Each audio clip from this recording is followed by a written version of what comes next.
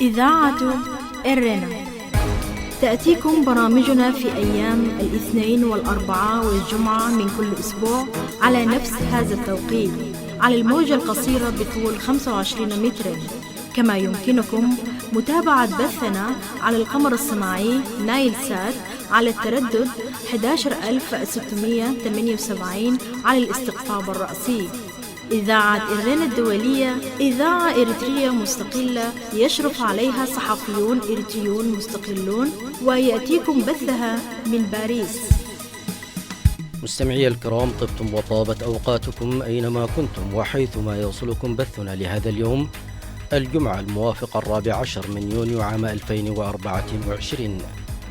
كما هي عادتنا دائما وأبدا مستمعي الكرام، نبتدئ البرنامج العربي بنشرة الأخبار، يلي ذلك فاصل غنائي، ثم تتابعون بعد ذلك حلقة جديدة من برنامجكم الأسبوعي تعليق على حدث، وفيه نستعرض لكم مستمعي الكرام ومستمعات الكريمات الجزء الثاني والأخير من مقال الباحثة في الشؤون الإفريقية إيمان الشعراوي بعنوان هل تهدد القرصنة الصومالية الأمن البحري في عام 2024؟ وقتا طيبا نرجوه لكم مستمعي الكرام مع متابعة فقرات برامجنا لهذا اليوم.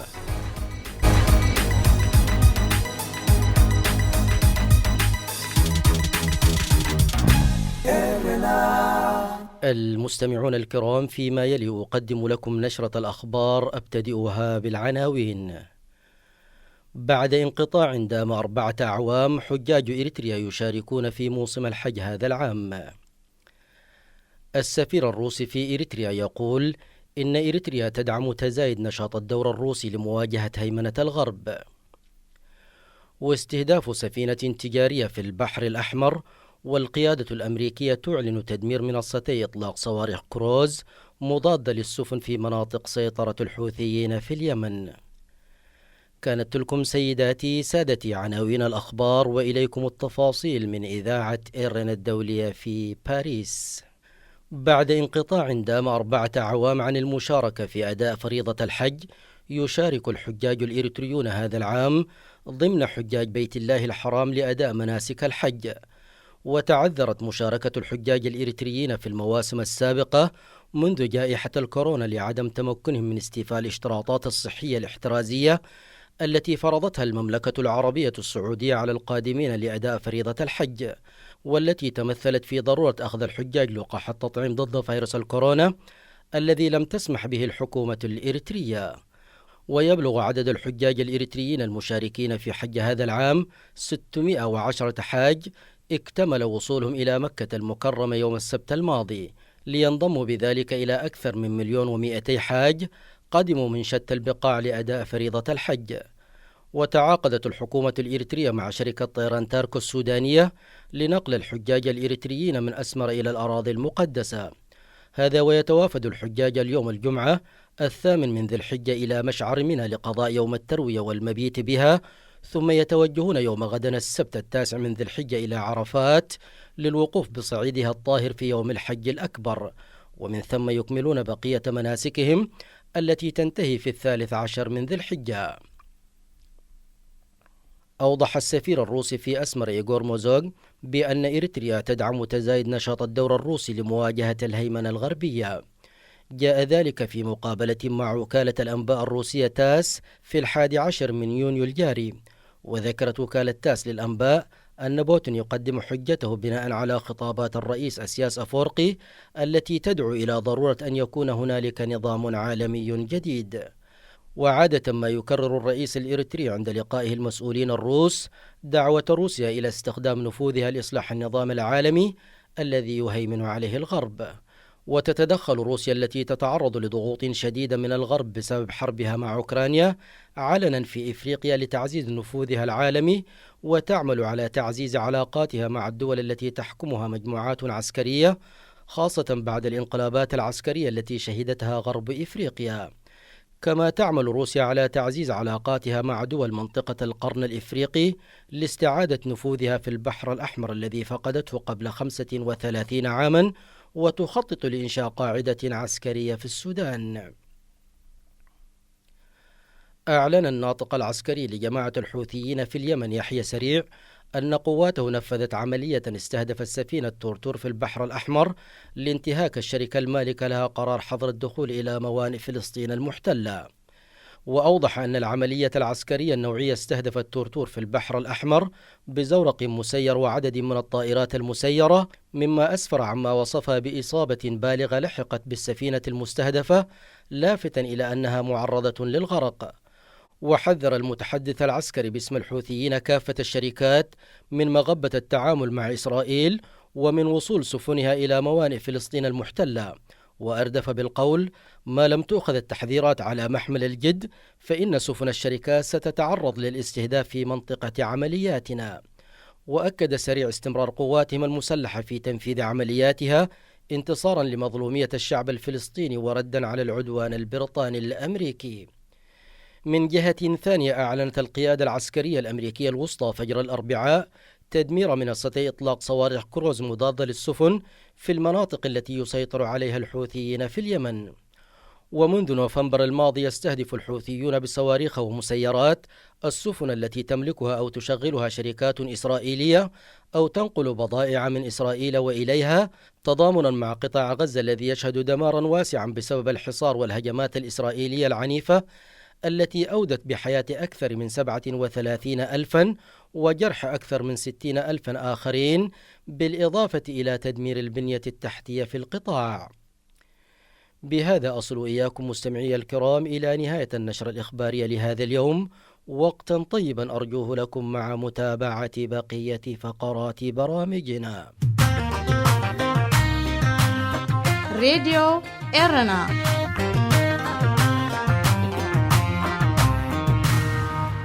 مستمعي الكرام ومستمعات الكريمات، كما نوهنا في بداية البرنامج، تتابعون فيما يلي حلقة جديدة من برنامجكم الأسبوعي تعليق على حدث، وفيه نستعرض لكم مستمعي الكرام ومستمعات الكريمات الجزء الثاني والأخير من مقال الباحثة في الشؤون الإفريقية إيمان الشعراوي بعنوان: هل تهدد القرصنة الصومالية الأمن البحري في عام 2024؟ نتابع سويا. إذاعة إرينا، صوت مستقل لإريتريا. أهلا بكم مجددا مستمعي الكرام ومستمعات الكريمات إلى حلقة اليوم من برنامج تعليق على حدث، والذي نستكمل فيه ما بدأناه في الحلقة الماضية من الموضوع، وهو: هل تهدد القرصنة الصومالية الأمن البحري في عام 2024؟ للباحث في الشؤون الإفريقية إيمان الشعراوي. وكنا قد ذكرنا في الحلقة الماضية مستمعي الكرام ومستمعات الكريمات أن أمن منطقة القرن الإفريقي أصبح يؤرق الحكومات والشعوب على حد سواء، وتطرقنا إلى تزايد القرصنة في منطقة القرن الإفريقي، وذكرنا أيضا الأبعاد التي أدت لظهور القرصنة من جديد، ونذكرها هنا إجمالا للتذكير، وهي استغلال القراصنة حالة عدم الاستقرار في البحر الأحمر وتخفيف تدابير مكافحة القرصنة، سواء كان ذلك بسبب قلة الدعم المالي للحكومة الصومالية أو بسبب رفع تصنيف منطقة المحيط الهندي من المناطق عالية المخاطر، بالإضافة إلى عدم معالجة الأسباب الجذرية لظهور القرصنة في الصومال كالصيد غير القانوني الذي تمارسه الشركات الأجنبية، وهو ما تولد عنه فهم جديد لدى الصوماليين بأن القرصنة ليست جريمة، وذلك بسبب انتشار ثقافة أنه إذا كان خطف السفينة يعتبر قرصنة، فإن سرقة الأسماك يجب أن يعتبر قرصنة أيضا. وهذا الفهم جعل القرصنة تحظى بدعم محلي في الصومال. وذكرنا من الأسباب أيضا افتقار الدولة للسيادة على كامل أقاليم الصومال، بالإضافة إلى تدهور الوضع الاقتصادي علاوة على التغيير المناخي وضربات الجفاف وظهور المجاعة. كل ذلك أدى إلى انتشار الفقر وزيادة التضخم وارتفاع مستويات الفساد. واليوم مستمعي الكرام ومستمعات الكريمات نستكمل من عند دور حركة الشباب وصلتها بالقرصنة. نتابع. راديو إرنا. راديو إرنا كاب كتما باريس محلالف بإرتوران غازيتنياتا زدالو نتا راديو. وفي دور حركة الشباب وصلتها بالقرصنة تقول إيمان الشعراوي: على الرغم من عدم وجود صلة منهجية واضحة بين القراصنة والقيادة المركزية لحركة الشباب، إلا أن الكثير من القراصنة قبل عام 2017 كانوا يدفعون جزءا من الفدية لحركة الشباب التي طبقت في وقت سابق ضريبة بنسبة 20% على فدية القراصنة في مدينة هاريدير الساحلية التي كانت تسيطر عليها الحركة وما زالت من المراكز الرئيسية للقراصنة حتى الآن. وأيضا استخدمت حركة الشباب القراصنة لتهريب وإدخال الأسلحة إلى الصومال، كما أن هنالك تعاونا وتنسيقا بين القراصنة وحركة الشباب يتم خلاله تقديم الحركة الحماية للقراصنة وتوفير مقرات لإخفاء الرهائن مقابل جزء من أموال الفدية التي قد يحصلون عليها، ويتراوح ذلك المقابل بين 50 إلى 60%، لا سيما في ظل التدابير التي ما يزال المجتمع الدولي يمارسها لمواجهة القرصنة التي لم تنتهي بشكل كامل وإن قلت عن السابق، وما زالت تمثل تحديا كبيرا أمام القراصنة يتطلب منهم البحث عن الدعم. وعلى الرغم من رفض الكثير من الجهات الدولية فكرة إعطاء الفدية للقراصنة انطلاقا من أن ذلك يشجع القرصنة البحرية، إلا أن هذا التعاون بين القراصنة وحركة الشباب سيصعب من فكرة دفع الفدية، خاصة أن جزءا كبيرا من هذه الأموال يذهب لدعم الجماعات المسلحة وأعمال العنف في الصومال. ما زلتم مستمعي الكرام ومستمعات الكريمات تتابعون حلقة جديدة من برنامجكم الأسبوعي تعليق على حدث، والذي يأتيكم اليوم بعنوان: هل تهدد القرصنة الصومالية الأمن البحري في عام 2024؟ فاصل قصير ونعود إليكم فابقوا معنا. هذه إذاعة إرنا. وفي عنوان جانبي: اتفاق أثيوبيا وأرض الصومال يزيد القرصنة، تقول إيمان الشعراوي: قد يؤدي الاتفاق بين أثيوبيا وأرض الصومال الانفصالية إلى مزيد من اضطرابات في الصومال التي تواجه بالفعل عدم استقرار سياسي واقتصادي، مما يزيد من عمليات القرصنة، وذلك لعدة أسباب من أهمها ما يلي: أولا، تدهور العلاقات بين الصومال وأرض الصومال. ترتب على تدهور العلاقات بين الصومال وأرض الصومال وقف المفاوضات التي سبق وأن أعلن الجانبان عن استئنافها لوضع خارطة طريق لحل القضايا العالقة خلال الاجتماع الذي عقد بين الرئيس الصومالي حسن شيخ محمود ورئيس أرض الصومال موسى بيه عبده في ديسمبر عام 2023، وذلك قبل الاتفاق بين أثيوبيا وأرض الصومال بأيام. وقد يأخذ هذا التدهور عدة أشكال، منها محاولة الصومال الإطاحة بموسى بيه عبده وزعزعة الاستقرار داخل الإقليم لمنع تطبيق هذا الاتفاق الذي تعتبره انتهاكا لسيادتها. ثانيا، عنف حركة الشباب. العنف الذي ستنتجه حركة الشباب من أجل عدم تفعيل هذا الاتفاق، لا سيما أنها أعلنت رفضها له، وأكدت وفق بيانها أنه سوف تراق على مذكرة التفاهم الخاصة بالاتفاق الدماء، مما سيزيد من حالة العنف وزيادة الهجمات الإرهابية تجاه حكومة أرض الصومال من ناحية، والقوات الأثيوبية الموجودة في الصومال من ناحية ثانية.